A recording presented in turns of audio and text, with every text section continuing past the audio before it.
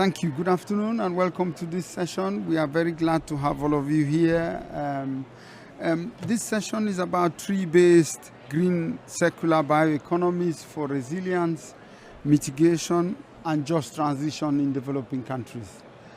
It's really an interesting and important topic for us because we would like to ensure that we shift the discourse on climate change as far as trees are concerned. And this afternoon we've got a really good panel to discuss this with you. I'm going to introduce them in a short while, but I'll start with a short introductory talk about the session itself. I think there are a couple of reasons why we chose to discuss this topic going forward in this session. The first thing, if all of you would have noticed, during the IPCC report of 2019, it was very clear from a technical perspective that trees, when you grow trees, agroforestry, forests, and soil carbon management were really important parts of mitigation and adaptation. In fact, agroforestry was identified as the top practice in terms of growing trees, in terms of low cost and high benefits for mitigation, adaptation, food productivity, and soil and land degradation reduction. But if you look at how that has played out over the years, then we had in 2005 soil organic carbon and REDD Plus introduced in the climate change talks. And the IPCC report was very clear. It was with very high degree of confidence in terms of agroforestry, the cost and the benefits. It was the same thing for sustainable forest management, and the same thing with high confidence in terms of medium cost and medium benefits for soil carbon enhancement, largely through trees as well. But what we've seen over the years so far is that we have not had the movement that we needed in that sense. If you look at the carbon markets, for example, in Africa we have a very small share of the carbon market. But in developing countries overall, in the South, we've had very little development in the carbon markets in themselves, and very little direct benefit in terms of communities that have been growing trees and managing trees on farms. We have also seen, not so much movement in that. But so what our argument now is that if we move towards a more broader bioeconomy approach, an approach in which biomass and biotechnology is deployed to get more value out of trees, more green jobs, more value out of trees, then we will move towards a more impactful tree-based bioeconomy for climate change, but also for development. And I'll give you some examples. If you look at currently, if you take 10 tree commodities which we've analyzed, cocoa, coffee, rubber, oil palm, macadamia, cashew, in our countries, in the total market value of all of these commodities, Africa only captures for each one of them not more than 7%. So the global value of the cocoa market is $10 billion. It's $100 billion. Africa does not capture more than 60%, despite the fact that 65% of all cocoa comes from Africa. It is the same thing if you take shea butter. 95% of shea butter comes from Africa. Around the world, we only capture about 11% of the market, which is an exception. In terms of coffee, Switzerland makes more money from coffee than all 16 African countries combined. So we need to look at trees and agroforestry and forests from a bigger perspective. There is a lot of opportunity. We would do more mitigation if our industry, wood industry, was being fed into construction. It's one of the big pathways in the IPCC report to use wood in construction. But in Africa, we import 6 times more wood than we actually produce. And a lot of the wood that is being produced on the continent comes from illegal harvest from the Congo Basin and the Guinea forest. So there is a lot of room to improve our bioeconomies, to improve industrialization in Africa through these 3 commodities and services. And at the same time, deliver mitigation benefits for climate change, but most importantly, green jobs and resilient development on the continent. But there are a few challenges that I wanted us to talk about today in terms of those opportunities.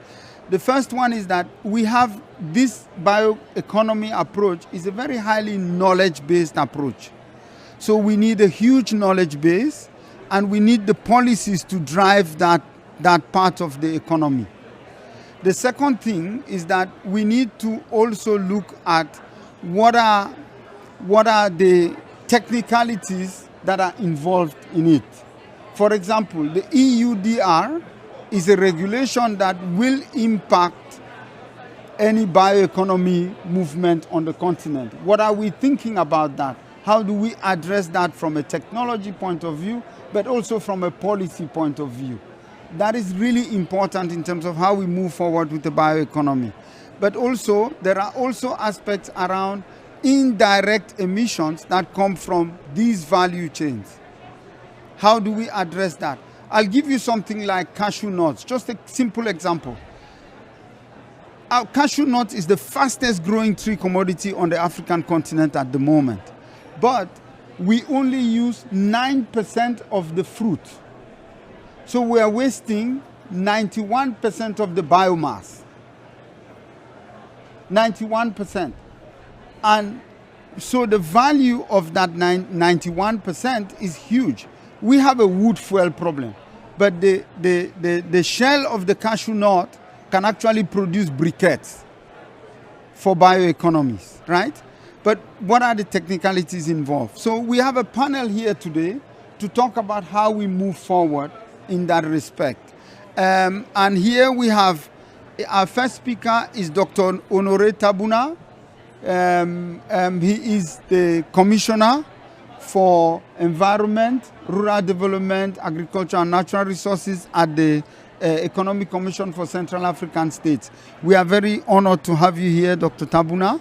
After him, we'll have Dr. Fabian, who is an expert and senior forester at GAF in Germany, that most of you know. Then we have Dr. Karim Bourgeois, who is also at USFS. He's a senior climate fellow at USFS, who's also going to be talking to us.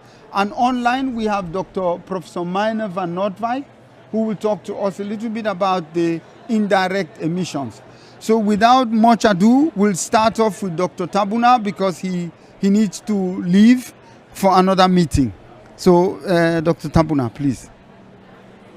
What are some of the policy issues that you see in this process?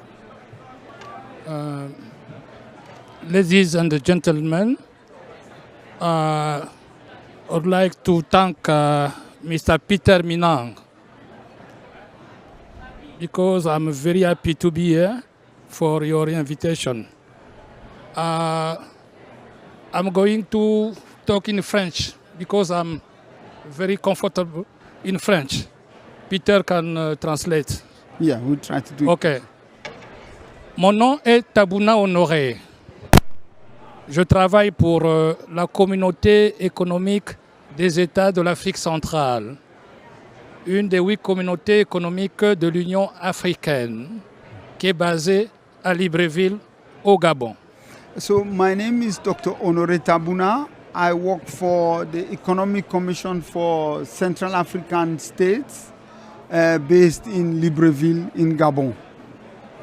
Oui, je suis à la CEAC depuis 2009 et aujourd'hui je suis commissaire en charge de l'environnement, ressources naturelles, agriculture et développement rural. So I've been there since 2009, and today I am the commissioner in charge of environment, natural resources and rural development. Alors, vous tous ici, vous connaissez les 3 bassins tropicaux. Le bassin de l'Amazonie, le bassin du Congo et le bassin de Mekong en Asie du Sud-Est. So you all know the Congo Basin, the Southeast Asian lowland rainforest and the Amazon rainforest. Alors, vous avez vu que le bassin du Congo est au milieu. And the Congo Basin is in the middle. Alors, le bassin du Congo étant au milieu, joue aujourd'hui un rôle très important sur la séquestration du carbone. Being in the middle, the Congo Basin plays a very important role today in terms of carbon sequestration. Selon les scientifiques, le taux de déforestation dans le bassin du Congo est inférieur par rapport au taux de déforestation des 2 autres bassins forestiers tropicaux humides. So the Congo Basin's rainforest deforestation rate is way lower than the other 2 tropical rainforests. Alors, nous nous sommes rendus compte qu'il fallait donc faire de la conservation, mais pour faire de la conservation, il fallait également travailler sur le social et sur l'économie, comme le veut l'agenda 21 adopté en 1992 et comme le veut le principe du développement durable qui s'appuie sur les 3 piliers, le social, l'économique et l'écologique. So we realize that we need to work a bit on the social, economic and environmental dimensions as specified in Agenda 21, but also with sustainable development principles. Alors, rapidement, pour l'Afrique, pour le bassin du Congo, il fallait donc passer de l'économie de la conservation à l'économie de la conservation. So in the Congo Basin, we had to go from conservation to the economics of conservation. Ne pas seulement faire de la conservation, mais passer de la conservation à l'économie de la conservation, ce qui nous a permis de mettre en place le système de l'économie verte en Afrique centrale. So based on that change from conservation to the economies of conservation, we have now set up a green economy, system in the Congo Basin. Donc, sur ce système-là, on l'a choisi pour que la démarche soit inclusive, que ça prenne en compte les ministères des Affaires étrangères pour la diplomatie et la politique et la stratégie. So in terms to make sure that it's successful, we've been decided that we have to be inclusive, to make sure that there is the Ministry of Foreign Affairs, for example, is involved for the diplomatic aspects that are necessary, as well as other actors. Prendre en compte le pilier financier pour impliquer les ministres des Finances, de l'économie et des budgets. So to also involve ministers of finance, economy and budget for the financial aspects. Et prendre en compte le système sur les marchés, sur les entreprises, pour impliquer les ministères de commerce et les ministères des entreprises. So to look also at the system of markets and industry, so that we can involve the Ministry of Economy and enterprises. Le pilier recherche, innovation, formation, renforcement de capacité. And also the sector and the pillars of research, training and capacity development. Le pilier institutionnel, organisationnel, ce qui nous a permis de prendre en compte la société civile, le secteur privé, les organisations professionnelles, les organisations des juristes. So also to involve civil society, that has allowed us to involve association of jurists, civil society, trade unions, and all of those other organizations. Le pilier surtout culturel, pour prendre en compte les savoir-faire traditionnels des peuples autochtones et des populations locales qui utilisent la biodiversité et d'autres ressources naturelles. Also the cultural dimension to involve indigenous people and the local people who use this to get involved and in the use of bioresources and for their own development. Voilà donc rapidement deux piliers qui restent, c'est le pilier partenariat et le pilier sur les techniques, notamment le pilier qui nous amène vers les programmes. Et partenariat, ce qui explique que nous sommes partenaires. Okay. So the two things that are left, one is partnerships that explains how we move technically into the actual implementation. That's why we are trying to develop the partnership. Voilà, donc ça c'est vraiment l'approche sur le système de l'économie verte en Afrique centrale. Comme ça, tout le monde est concerné. Alors, je voudrais insister ici sur les programmes, sur les projets. Donc, nous avons identifié au moins 32 programmes pour le développement de l'économie verte en Afrique centrale. So I wanted to really insist on and emphasize on the need for programs and projects. So we've identified 32 programs and projects in the Congo Basin to help move this forward. Donc, parmi ces programmes, il y a le programme sur l'économie du reboisement et de la forestation, le programme sur l'économie de l'agroforesterie, le programme sur l'économie des produits forestiers non ligneux et le programme sur l'économie du bois. So in that program we have programs around reforestation, around agroforestry, the economics of timber and wood industry and all of that. Alors vous avez vu que nous avons mis le mot économie devant chaque secteur de l'environnement. Économie du reboisement, économie de l'agroforesterie, économie des produits forestiers non ligneux. C'était pour attirer les ministres des Finances, les ministres de l'économie. So because we try to make sure that we annex the word economy in all the different subsectors in the forestry and conservation, just to make sure that it is identified with the economy and the ministries of finance and all the people, the sectors. Alors donc ça c'était toute la réflexion que nous avons faite parce qu'il fallait réfléchir et maintenant nous pouvons passer à la mise en œuvre. C'est là où nous en sommes. Comment mettre en œuvre tous ces programmes, comment mettre en œuvre le fonds pour l'économie verte pour l'Afrique centrale que nous avons donc mis en place. So all of that was just the thinking and putting everything in place. Now is really the time for implementation, and we're now looking at a fund for the green economies in Central Africa. That's where really we are at the moment in terms of trying to move towards implementation. Merci beaucoup. Thank you so very much, Dr. Tabuna. Just to let you know, Dr. Tabuna, before he joined the commission, was working for Sifori-Craft as well, and really a big champion of bioeconomies on tree commodities and things like that. Thank you. He might leave at a certain point, but I hope that before then we might have a chance to ask one or two questions at that point. But let's get Fabian to go quickly before we get maintenant. Okay, he says he wants to leave now, so we'll give him an applause and give him some thanks. Okay. Oh, so he's saying if there is one or two questions he can take, just very short, one only, because he needs to leave. One question, burning question for him. Okay, there's one there, just one.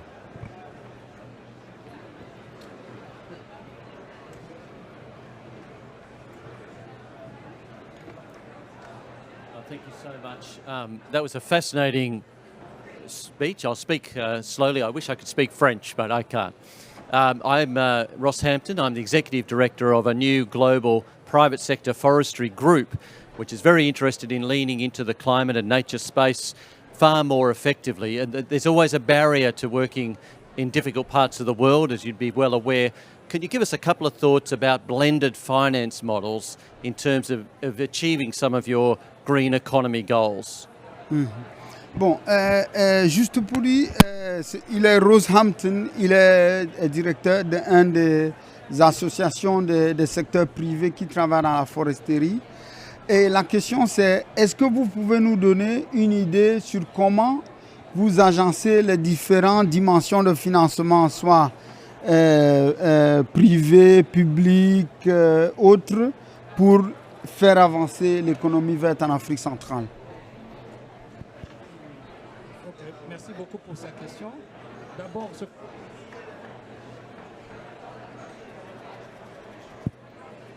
Oui, merci beaucoup pour sa question. Alors, le secteur privé, pour nous, c'est la clé. Parce que tout ce que nous sommes en train de faire ici, c'est du business. Le monde, c'est le business. Ce n'est pas autre chose.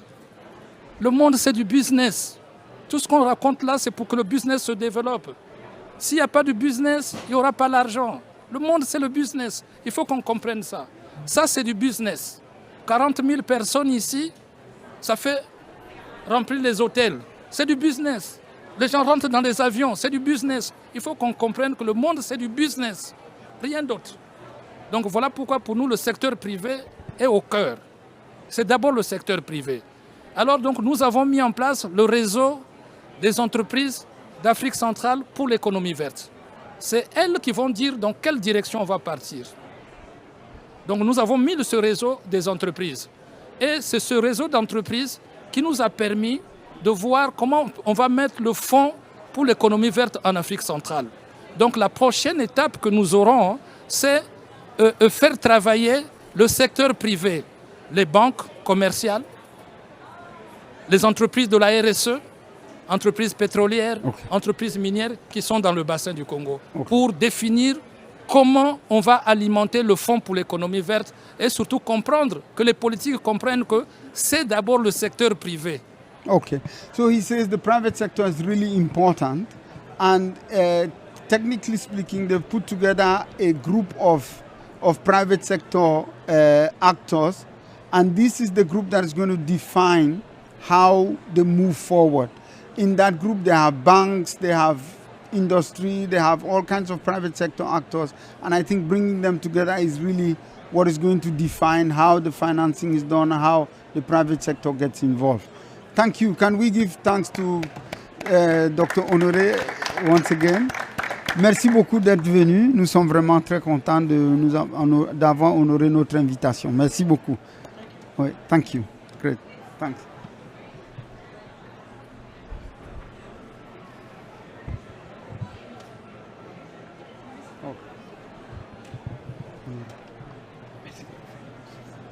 Okay. Thank you. Thanks, Honoré. Thanks. So, Fabian, we'll move straight to you. Just to quickly give us, what do you think about, EUDR? How are you trying to help solve some of the technical issues that are coming up? Really briefly. Thank you. Thank you very much, Peter, for the introduction. And yeah, thanks for letting me be here and speaking about a bit on the EUDR. I have prepared a few slides. I don't know if they could brought up on the screen. I will just start. So yeah, my name is Fabian Ensler. I'm actually working at a private company called GAF AG in Munich. And we are implementing several European Space Agency financed projects. And in that relation, we are working closely in helping implementing the EUDR. So the EUDR is the new regulation of the European Commission on deforestation-free supply chains. And we can... Yeah, thank you, Karin. So just a few slides. And so the EUDR, it's addressing actually 7 commodities that are associated with deforestation and in the last years or decades actually. So some of them, it's cocoa, soybeans, wood is important, and coffee. So the idea is that after the cutoff date, end of 2020, there are no commodities imported to the European Union that are associated with deforestation. So to comply then with this regulation, there needs to be some information. Maybe we can switch one slide. So all the producers, or actually at the end, the operators that are bringing commodities to the European Union, they have to report the source, so the geolocation of the commodity. So there needs to be information where is the coffee actually sourced from. And this is affecting a lot of smallholders, and as well there needs to be then a verification that you apply or that you actually comply with the national rules. For example, child labor is addressed there. And of course, this is a great challenge. And so the initial idea was that this regulation comes into effect end of this year. And there were a lot of concerns, and there were as well, let's say, some problems addressed. And therefore, just recently, 2 days ago, officially this deadline was moved to end of next year. So now we have one additional year to prepare and help as well smallholders to comply with the new regulation.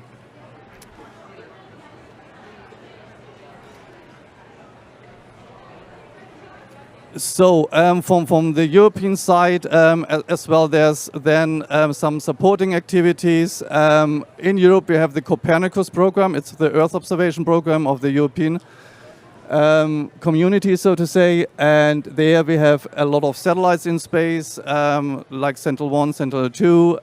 I don't want to go into technical details, but the key message is that next year there will be a free and open source product that can be used by everyone, can be downloaded or can be viewed online, that informs actually on tree cover density information. So you have information how dense the canopy is in a certain pixel, and the spatial resolution is 10 by 10 meters, which is kind of the space we are sitting here.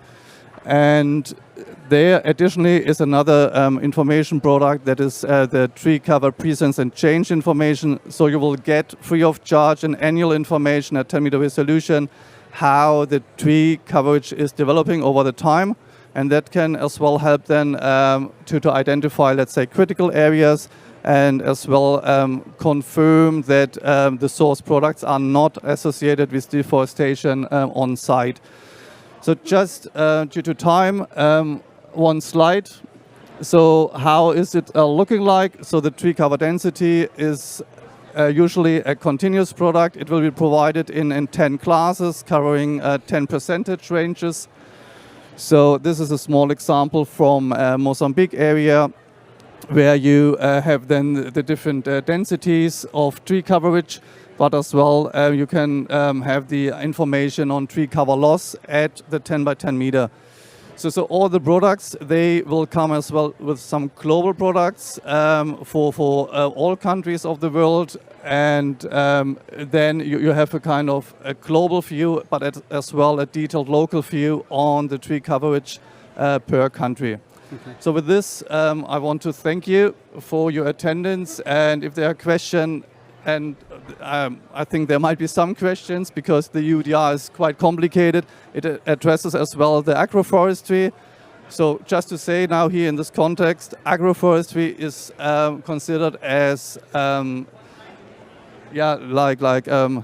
agroforestry. So products sourced from agroforestry are not considered as deforestation. Okay. And yeah, thank you for your attention. Thanks, Fabian. Thanks. Can you please note your questions so that we go through the presentations, and when we have time, yeah, we can go through. So maybe we just go to Karine Bourgeois, just to talk to us a little bit about the experience addressing these kinds of issues in the Congo Basin as well. Okay, thank you, Peter. Can you hear me? Yeah. Yes. Okay, thanks. So my name is Karine Bourgeois. I'm from Belgium, but I grew up in Lubumbashi. My great-grandmother was Congolese. So I have a particular interest in the Congo Basin countries. And so I'm a biogeochemist and a biologist. I spent 15 years of my life going into mangroves, peatlands, and forests to calculate carbon stocks, to understand the biogeochemistry, to assess the impact of deforestation on emission, due to the loss of this biomass and carbon stocks in soils. So I'm all in favor, of conservation. It's like conservation is one of the first goal that we should achieve together, especially because once a land is deforested, the desolation that I've seen in Africa, in the southwest of Madagascar, for instance, is horrible. Like these people, like you can witness huge migrations, and then once you pass this threshold of deforestation, and especially in extreme, weather and drought for many countries, including south of DRC, for instance, but also Madagascar as north of Mozambique. Once you pass this threshold, it's really difficult to go back. It's almost impossible, or it costs you a lot of money and resources that a lot of countries do not have. So we are really long overdue in just helping countries in Africa, especially to implement regulation for conservation. But these countries need help, and I really here would like advocate and just raise a few concerns about the EUDR law, for instance. We were talking with my colleague from US Forest Service in DRC this morning about the difficulty of implementing this kind of law in such a huge territory in the DRC. And that's right, we need the help of the private sector to do that. It's impossible to not do that without them. We need to boost the carbon market in these regions, be a bit more lenient maybe with the regulation, or have more help, I don't know, like more resources to just like boost this kind of bioeconomies. And you're right, Peter, there is a lot of opportunities, and sometimes a little push is enough. I've seen in Kalemi some young for the Climate Corps, YCC program, having, just paying $3 a day and building, these kind of briquettes from rice waste. And it's really efficient. And I mean, there is a lot of hope, a lot of opportunities there, but we really need to boost this carbon market and ask the private sector to do that. And I would like to see this, being done in parallel of the implementation of this EUDR law, because what will happen with this cutoff date of 2020? For those who are not aware of this law, and there are many, I know that there's a lot of work being done by the GIZ, the FAO, to just like raise awareness and stuff like that. But a lot of little landowners were not aware of that, and I know there is some leniency there. There is some criteria in the law, right? But there is a huge risk here that it could drive them to other markets as well, and go, go to other markets with less regulation.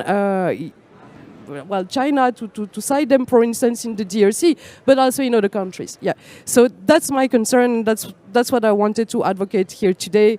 And maybe, if you have, I don't know, anything to contribute on how to boost this green economy without taking the risk of increasing deforestation for this, little landowner. Yeah. That was... Okay. Thank you so much, Sorry, Karin. I spoke a bit too much. No, that's Sorry. fine. That's good. Thank you so very much.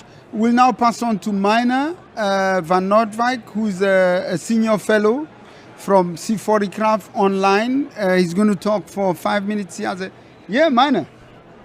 Hoi. Hi. Apa kabar? Baik, Pak. Terima kasih. Yeah, just get on, Mina, with it. Yeah, thank you. Yeah, thank you. Well, and I think in the title, Peter, you put in the green and just transitions, and the Yes. challenges to what degree are green and just going in parallel, or are they not? And I think and of course, maybe we can zoom in on the EUDR as a very specific thing, but it has been designed based on perspectives that probably make a lot of sense in Europe, but based on concepts of forest, agroforestry that have not been grounded in well, I've been living in Indonesia for a long time. We have a lot of agroforest that looks like a forest on all satellite imagery, and it is yet, by the definition we use, it is farmers' land and farmers' property on that front. And in that sense, in this diagram, I just to help my own thoughts developing, we see a volcano on the left-hand side, we see the land cover. On the right-hand side, we see the land use, and we see the emissions coming out from fossils as well as from land cover change and land use systems. But we see most of the stuff on the environmental side is fixed on the land cover, on what can be seen on satellite imagery, and it is linked to maybe the NDCs and the EUDR and government types regulations, whereas so far a lot of the more the IDCs, the individually determined contribution, the voluntary people who want to go further than that, is on the right-hand side and is based on footprints and certification on that front. Now, EUDR does two things. It on one hand, it takes what was voluntary with extra money going around suddenly into the mandatory domain with actually only extra cost to people and not with extra income sources on that. So it shifts a lot in terms of the motivation of people to assume. It is very top-down in the sense that it was designed in Europe and not brought, not discussed as it should have been with the countries involved. And luckily, at the end, that this now seems to be started, at least in something like oil palm, with Malaysia and Indonesia, there is some meaningful discussion finally. But that has been part of the cause of the delay. But technically, the problem is indeed that what was already agroforest in 2020 and should not be burdened by EUDR rules is a lot. In Indonesia, if you have a cocoa, coffee monoculture, there's 30% chance it will be misclassified as forest on the existing GRC map. That's supposed to give the forest cover. If it was an agroforest, and rubber is dominant of that, then that probability is 63% chance. So there's 63% chance of collateral damage that the system was designed with a certain target, environmentally correct on the green side, but not considering the fairness side, not considering the damage it does and what it is responsible for. So that induced land use change that always comes up as the next level problem. If you make this rule, what would shift? Has not been properly considered beforehand. And we're now, luckily we have another year now, but I think we really need to urge everyone involved that we really need to go back to learning what happens on the transaction costs, what happens on the motivation of farmers and consumers, what happens on the real environmental impact side, and on the governance, is how can we make this into meeting good governance standards? That means going from the local government to the national, to the European part. Let me stop there. Okay, but those are the points I think we need to discuss, that green and just. We need both of them, and at the moment they are not aligned as much as they should. Thank you. Okay, thanks, Miner. Thank you. Big hand for Miner, please. So we've got 6 minutes for some quick question and answers. Can I ask the audience to be really brief, 30 seconds when you ask a question, and then we'll give a chance to the people, our panelists, to respond, please. Just 30 seconds. I'll try to cut people off. The lady, yes, please. The microphone, please. Choice? Seconds, okay. Yes, 30 Hi. seconds, please, for your question. Hi, and then if you can direct and say your name, yeah? Yes, okay. I'm Jane Maloney from South Africa. Is it Fabio? Fabio, that app or whatever it is that you're going to be having in the near future, will you be able to potentially access local maps? Because in South Africa, we have Sanbi maps that are very detailed. And your 10 meter by 10 meter, as you heard from the gentleman that's lived a lot in Indonesia, is not going to do the trick. You're not going to be able to see the difference. Okay, thank you. Any other question now? Yes, and then okay, 30 seconds. Yep. Really quick, the EUDR is causing enormous consternation for my members in Indonesia and Africa and Brazil, because 2 days ago they basically said the UK and US is going to be fine and Europe won't be in it, and everyone in the membership in the Global South is going, so it's just about us. Okay, thank you. Please. Here, yeah. Any other hand up? Okay, please. So, Alexander, I think it's... We can't hear you, Alexander.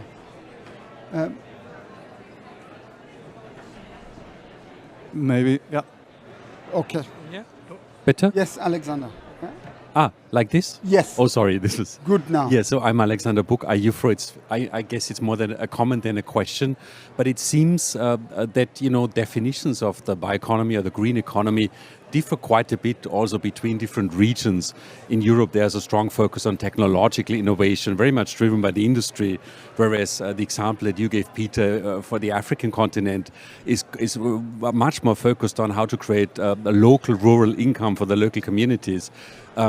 Yet again, there are not very many platforms that allow us to exchange these experiences and also try to find the policies and governance frameworks that we need for addressing, the commonalities, but perhaps also acknowledging the differences.